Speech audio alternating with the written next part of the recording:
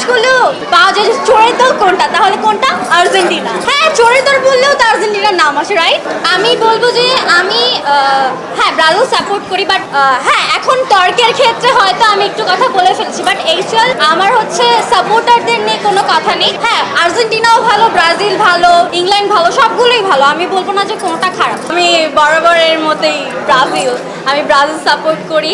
আচ্ছা, ব্রাজিলকে 7 আপ বলেন, ব্রাজিলকে 5 তারা বললে সমস্যা, রাইট? যেমন কি মিশা আঙ্কেল বলেছিল যে ব্রাজিলকে 5 তারা বললে কি আর্জেন্টিনা সাপোর্টারদের কোনো সমস্যা। তো আমিও বলবো হ্যাঁ হতে পারে। আচ্ছা, আমাদেরকে 7 আপ বলেন মানলাম, তাহলে আর্জেন্টিনা ফ্যানদের যদি আমি বলিভিয়ার কাছে 11টা গোল খেয়েছে এটা বললে কোনো প্রবলেম? স্মাইল বেবি ডাইপার এর সুপার অ্যাবজর্পশন টেকনোলজি এখন দেয় 30% বেশি শোষণ ক্ষমতা।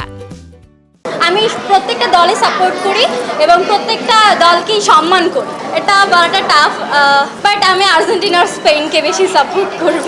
আমি দলটার পক্ষে থাকবো, যে জিতবে সে। মেসি তো বলার নেই কিছু ওনাকে নিয়ে, উনি অনেক সুন্দর খেলেন, ওনার খেলা অনেক বেশি সুন্দর, ওনার কিক মানে গোল করার স্কিল বা খেলার স্কিল অনেক ভালো।